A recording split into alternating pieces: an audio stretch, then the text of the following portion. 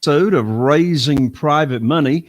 I'm Jay Connor, the Private Money Authority, also the host with you today, and I'm so excited to have my guest on today. You're really going to love this guest. First of all, he has raised over $100 million in private money, and he's got a 40-year track record in this very specific niche of real estate, which is called industrial real estate. Well, as an industrial real estate broker and owner, he has secured in his career over 2,000 industrial property leases and sales. Now, here's what makes my guest so successful, and that is because of his greatest accomplishment. And his greatest accomplishment is relationships, how to nurture relationships and how to maintain valued relationships now for over 50 years. He's going to share the secrets with us in just a moment. And you're going to be meeting my guest right after this, Mr. Joel Friedland. If you're a real estate investor and are wondering how to raise and leverage private money to make more profit on every deal, then you're in the right place.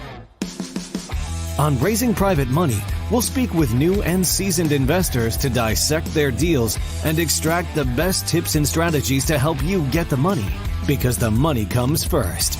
Now here's your host, Jay Connor.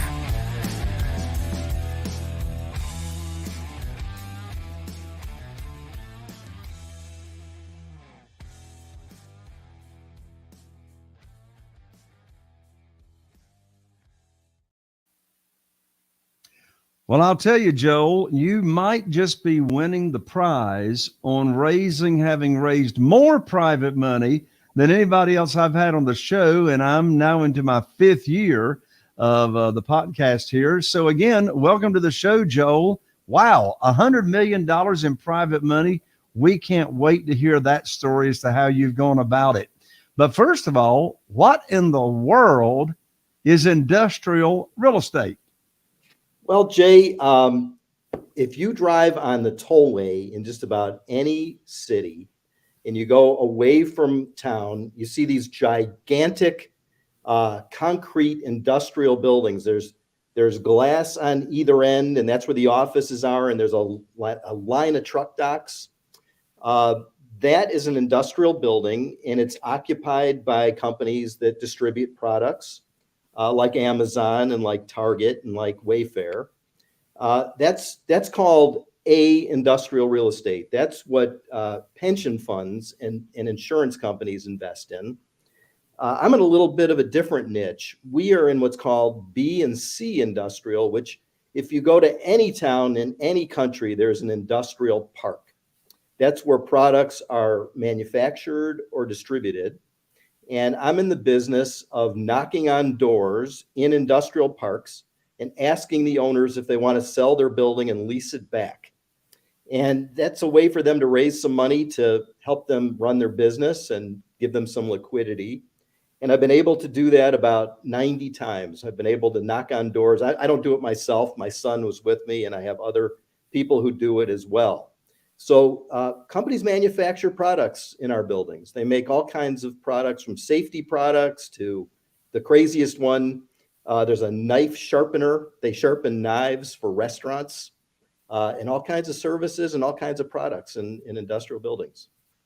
Well, I've had a lot of successful guests here on Raising Private Money, but I've never had an industrial real estate guy come on. So, and we're going to talk about private money here in a moment, but how did you get into this niche? Never met anybody in this niche. So I was in college at the University of Michigan, and I took a couple of courses that I really liked about real estate. And I decided that I wanted to be in the real estate business. I didn't know what industrial real estate was. All I knew is that I grew up in a house and my parents lived there since I was a little kid and they bought it. And I saw houses go on the market up and down the street. And I thought real estate was residential. And a very, very close friend of mine who I grew up with was in a jacuzzi with I would call him an extremely energetic guy who said, "Hey, I'm in industrial real estate and I'm looking to hire somebody." My friend knew I was looking for a job right after college, and I went and met with this fellow. His name was Milt. And he said, I'm in industrial real estate. And I said, okay, what's that? And he says, warehouses. These are boxes. They're boxes that are a certain height and a certain size, and they're full of companies that distribute products and manufacture. And I said, that sounds great. He said, do you think you could maybe do some leasing? And I said, as a kid, I used to cut lawns, and I'd go door to door up and down the street and ask people if I could cut their lawn. If I saw an industrial building that was vacant, I'd go to the next door neighbor and I'd ask, hey, are you looking for space? Would you consider moving? And Milt says, you are hired. And I went to work trying to fill up his empty buildings in 1981. Interest rates were 17%. I remember. It was a disaster. He had a bunch of vacant buildings, and he was really struggling because vacancy is so expensive. You have to pay the taxes, the insurance, the maintenance, the utilities. And he was just desperate to find someone who could fill them up. And I jumped in and started right away. In my first year, I made 37 leases for him. Woo! Well, door to door canvassing. Yeah. Well, he knew that he had found, you were his godsend that year. So that's how you got into it. But then you migrated over to this business model of buying B and C existing warehouses and asking, as you said, asking the owners if they want to sell, lease it back. So I doubt one morning you just woke up and said, I think I'll go knock on some doors of people that own warehouses and see if they want to sell and lease it back. How did this come about? Well, what happened was Milt had a family business. It was not my family, obviously, because I just met him. He had a couple of sons and a daughter in the business. And for a number of years, I was an agent. I was a leasing agent for industrial properties. But what I figured out was that Milt and his family were very, very wealthy. And the reason that they were so wealthy is that over a period of decades, he had raised money from individual wealthy friends of his, and he bought 80 buildings, 80 industrial buildings, 6 million square feet, and he had 130 tenants. And he was living an incredibly nice lifestyle. He had a nice car, and he had a winter home in Florida and a beautiful condo in the city of Chicago where we live, and he had a house in a fancy suburb. And I thought, he didn't make his money by being a leasing agent. So I sat with him and I said, how'd you do it? He said, I'll mentor you and show you, because you've helped me, I'm going to help you. So I went out and found a building to buy, and I said, Milt, I need to raise some money. And he said, I'll put in the first 300,000. I'll introduce you to people who invest with me, but you've got to go out and find the rest. And that's how I got started. I love it. I love it. So that is a beautiful segue into talking about private money. So, and this is great having you on the show. All the private money that I use is for single family houses. You use private money. You've used private money for industrial, which is a lot higher price point, a lot higher, amount of funding that's required. But what I've learned over the years is that it's all the same money, regardless of the real estate, regardless of the asset. It's all the same money coming from really the same kind of people. Now, people that I raise private money are actually not all that wealthy. I mean, like the people that I raise money from, I got 44 private lenders right now. We only have like $8.5 million that we are churning, from project to project to project. And, our median price on a single family house in our area is $325,000 or so dollars. But even though the decimal point and the number of commas and the number of zeros is different, my guess is in your world of raising private money is very, very similar to my world of raising private money as far as how we go about it. How do you find them? How do you begin the conversation, et cetera? I mean, in my little world, Joel, I've never pitched a deal. I've never asked anybody for money, and they say, Jay, well, how you got all that private money? You never pitched a deal and you never asked anybody for money. Well, in my case, I put on my teacher hat.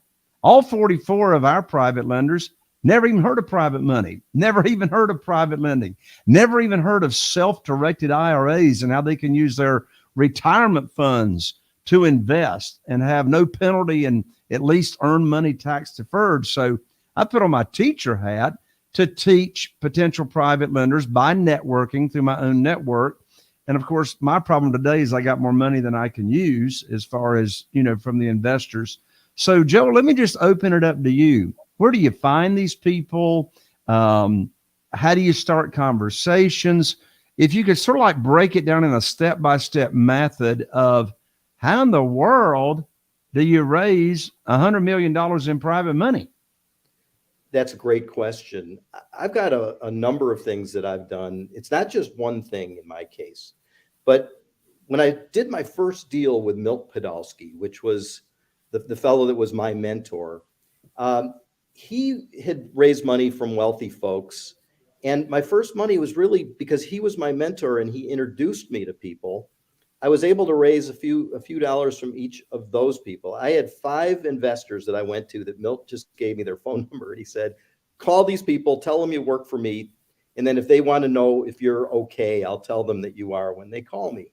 So I went to the first guy and I said, I'm buying a building and Milt's investing. And that was enough for them. They heard that Milt was investing and that was it. So what I've learned is that the referral system, like what you're talking about, you meet people, you help them, then they want to come in with you. And one of the things that I've done is I've paid it forward. I'm an industrial real estate broker, which means I help companies relocate and I earn commissions for doing that. And I advise them. And over the years, what happens is when I'm an advisor or a mentor, people just start to trust me because they see how I think. They understand where my judgment comes from. And I'm very vulnerable. I'm very honest. I've had bad deals. In 2008, I got crushed. I had raised private money from 62 separate individuals who completely trusted me. And we did promissory notes and I guaranteed a 10% return. And when the world came apart in the big economic crisis in 2008, I had 50 buildings that we had bought and we had 300 investors that I had assembled over a period of many years. And it's just a few people a month. It didn't happen overnight. It was just building and building this set of relationships. And when that went bad, what I learned is don't guarantee loans. It just is death when bad things happen. I also had borrowed money to buy these properties from 7 banks, Bank of America, Chase, and some local banks. And I was underwater and it was really, really rough. So you know what happens that works best for me is when I meet somebody new, often from one of my mentees, someone that I'm teaching the business to, they say, hey, can I introduce you to my dad or to my sister or my cousin? And I start with, I want you to know that everything I do is not a winner. And I went through a period in 2008 where I thought I had lost money for 300 people, including 62 people that I had guaranteed loans to. And because it was such a mess, I went into a depression. I went into a clinical depression. I was on a couch and could not get off. And to be honest with you, which is really important, the vulnerability, I was about 40. My parents were alive and my wife was living with me with this depression, and they sat with me because they were worried that I might actually do something like go take pills. I was so distraught. And when I tell people that story, they just open up and it's like, that's refreshing that you're not the guy who goes out and kills it and everything works, because that's not honest. And so once I open with that, generally speaking, then they start asking questions and then I want to get to know them. So I think it was Dale Carnegie who says, interesting is interested. So I know so much about all of my investors. I take notes. I touch base with them. One of my habits is to talk to at least 3 investors every day. I have to do it. It's a must. And they appreciate it. So you start, just to unpack what you said, you start by being totally honest with a new potential private lender. and you tell them up front, everything you do in life has some level of risk to it. And then, of course, I would imagine in your conversation, you talk about, well, how it is that I'm going to protect you and how it is that I go about mitigating risk. Joel, before you answer the question, how do you protect your investors? What do you do to mitigate the risk? I want to go ahead and give our listeners a gift for just tuning in today. And that is, I'm so excited about a recent private money guide that I've written. It's called 7 Reasons Why Private Money Will Skyrocket Your Real Estate Business and Help You Build Incredible Wealth. If you want to get on the fast track, like my guest Joel and myself have done, and get a lot of private money rather quickly to where you don't miss out on any real estate deals, you can download this guide for free at www.jayconner.com/money guide. That's jayconner.com/money guide for the fast track to private money. Back to you, Joel. How do you mitigate risk? What is it that you do in explaining to your private lenders how you do everything that you can to protect them? Sure. I really think this is something that's an insight that's going to sort of take a little different direction than your question. But I think that the key to mitigating is making really good decisions. It's doing great due diligence so that whatever we're investing in, I understand the downside and the upside. We looked at some properties a couple of months ago to buy that were occupied by a manufacturer right near O'Hare Airport in Chicago. And I had investors lined up. I actually had 40 something investors lined up, and I was ready to do the deal. And I found some extremely detrimental problems with the property's zoning and with the property's geometry, the way that the trucks pull in and out of the truck docks. And I made a decision, even though the money was raised, I decided it just is a deal I can't do. And I told all the investors, I'm sending you your money back. We're not closing this deal. So the first thing is ask great questions and be ready to say no. That is really important. But the second thing is, because of what happened to me in 2008, I'm afraid of debt. I don't mind being a lender, but I don't want to be a borrower. So we buy all of our properties, all cash, no mortgages, which means it's a lot more work, because if you borrow 80% on $1 million property, you can raise 200,000 and it's great. When I buy $1 million property with my investor group, we buy it for $1 million, all cash, no mortgage. And we always over raise by about $100,000 on a deal like that, 10%, to have reserves in the bank.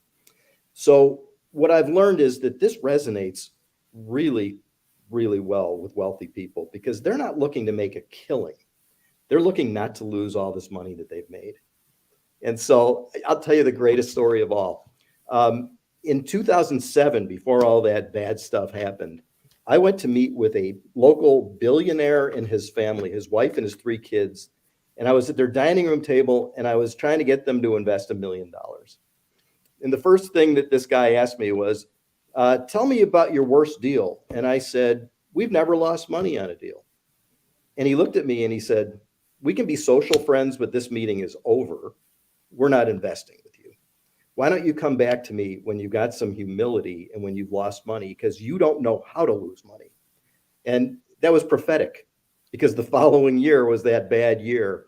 So I would say that the answer is you got to be vulnerable and open. That's been my way of operating, and just being incredibly honest with people and not trying to impress them. I don't need to impress them with a fancy car. I don't need to impress them with a fancy house. I want to be vulnerable. There's this writer by the name of Brene Brown, and she talks about shame and vulnerability. And I recommend that anybody who's interested in this subject, look her up and go to the TED Talks and to the books. My whole story is I got to be vulnerable, and people relate to that. Well, you know, my guess is when you told those 62 investors that you were going to be sending their money back, and that you're not closing on that deal, if they didn't have 100% trust in you prior to that, they had more than 100% trust in you after that. I mean, what are some of the comments you got from those investors when you told them, I'm sending your money back? Please let me know when you get the next good one. I'm in. Just Yeah, like I mean, across the board. any unscrupulous snyster would never send money back. Would never send money back. And I experienced the same thing on a much smaller level than you. So I keep my private lenders in a queue. I got 44 of them. And when we pay one of them off, then we put them back in the queue and, we reinvest our money just as soon as we can. But, I've got a number like yourself. I don't have 40 years of relationships of private lenders, but I've been doing this private money thing with individuals since 2009. And, I'll let them know that, hey, I got a deal under contract and we're scheduled to close in 2 weeks. And then, once in a while, I'll call them up and I'll say, through some due diligence, that deal fell through, not closing on that deal, similar to your story, or, closing has been postponed, et cetera, not closing yet. Because one thing that I do is I never have my private lenders send money directly to my company.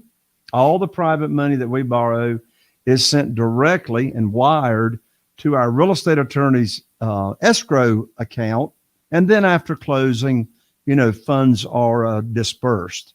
So again, I don't know anything more valuable than trust when it comes to private money. And nothing's going to, lose that money for you or break that relationship. When you break trust.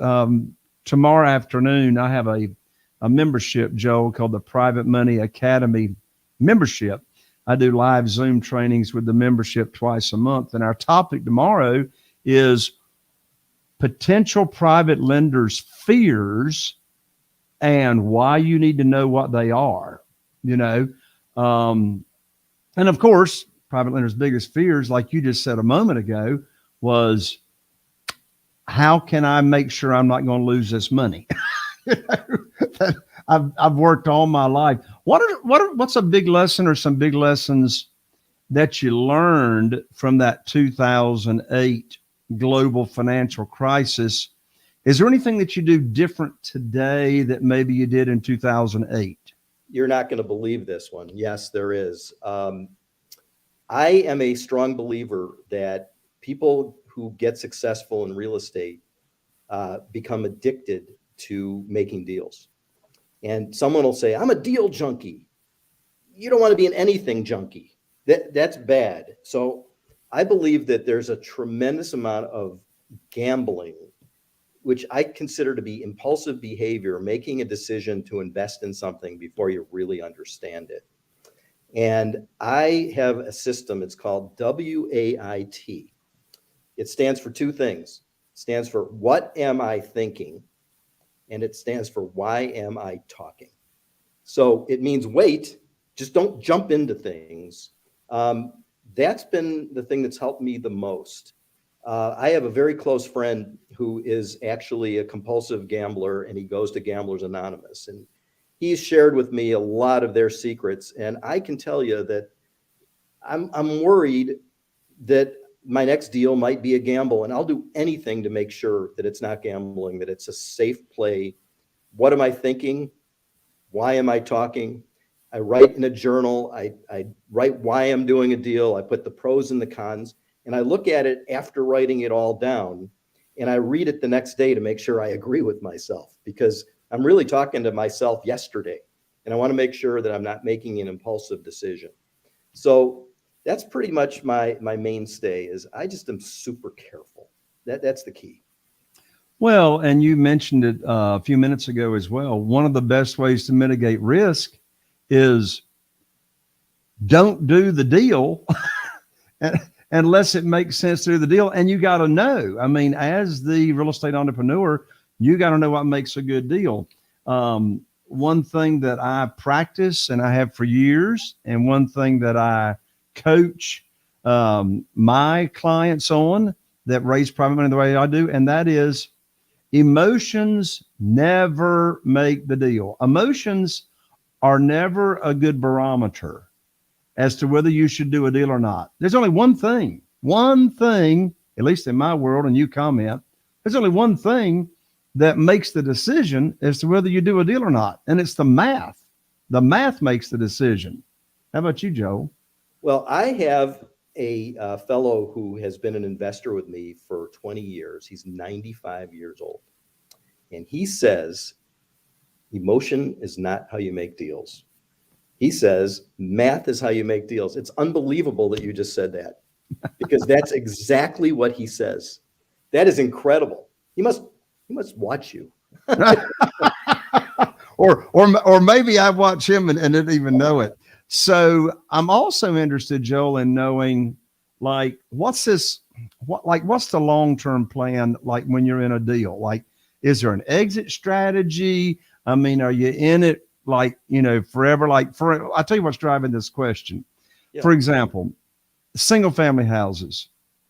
The majority of the houses that I do, because of the market now, I'm typically in and out within about 9 months. That does not build wealth. That gives you big checks, but that's a transactional business model. No transaction, no money. That's why I've got another portion of my portfolio. We've got a number of houses on what we call rent to own, to where people are living in them, and we actually help them get ready for a mortgage. But that's a much longer strategy. So what is what's your hold? Like, what's your hold term? What's your exit strategy? Are you in a deal forever? Is it a 3 to 5 year deal?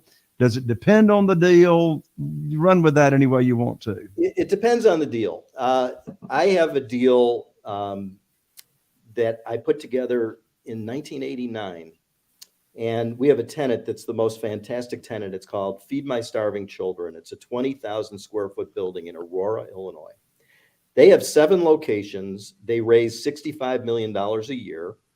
And they have church groups and school groups come over to pack food that then missionaries that are associated with them are finding places to bring it overseas to feed starving children. They've been in the building for a long time. We're making about a 9% cash on cash return. And there's no reason to sell it. First of all, we're going to have to pay a lot of taxes. So in that game you're talking about selling quickly, it's ordinary income, which means it's double the rate of tax on, you're paying the government too much. On this one, we've owned it for all these years. There's no reason to sell it. And if an investor wants to get out of the deal, with my 200 existing investors, I circulate a memo that says, hey, John wants to get out of the Feed My Starving Children deal. It's a 9% return. Who wants to get in? And I create a little liquidity. It's called Rule 144 in terms of securities. Our lawyer taught us that. And you're allowed to do it as many times as you want, as long as we're not selling securities. We're just introducing one party to the other. So that's a 30-something year hold. Last year, we went under contract to buy a property from the local gas company, People's Gas. And a week after we went under contract to buy it, through my industrial real estate brokerage contacts, I found a company that processes pork that needed to be in that location and came to see it. The second week we were under contract, the fellow said to me, I'd like to buy this instead of you. Can I buy your contract? And the price of the property was $3.5 million. And I said, yeah, you can have it for $5 million. And he said, okay. That was an ordinary income flip. We flip 1 out of every 4. So we do what you do with some of your residential. We don't intend to. It happens. When it happens, it's an accident. It's a good accident. And by the way, the fellow who bought that building then invested with me. So now he's a long-term friend and investor in addition to everything else. Wonderful. Wonderful. Well, Joel, my guess is we've got some listeners that either A, want to learn more about how to invest with you, and or B, want to learn how to do what you do. I don't know if you're open to either one of those, but if you are, let us know how to get in contact with you and your team. Sure. We're at BritProperties.com. That's BRIT1T properties.com. And our website talks all about our all cash deals and how we're risk averse, and has various different kinds of offerings actually that are in there. And I'd love to talk to people who might be interested in our risk averse way of doing business. And I love mentoring. Mentoring is my favorite thing. I love to give back. I learn more when I mentor than I do when I'm mentored. I know what you mean. So yes, reach out to Joel. You may be interested in being mentored by him in this world that he's been talking about, and/or you might be interested in investing with his company. Check him out at www.britproperties, BRIT1T, britproperties.com. And you can certainly tell by now, Joel is the kind of guy that's got character, vulnerability, takes the filter off, and tells you like it is. Joel, parting comments. Thank you so much for being with me today. Jay, thank you so much. I really enjoyed it. Me too. Well, there you have it, my friend. Another episode of Raising Private Money. I'm Jay Conner, the Private Money Authority. And if you found this episode valuable to you, then please be sure and share this episode with your family, friends, colleagues.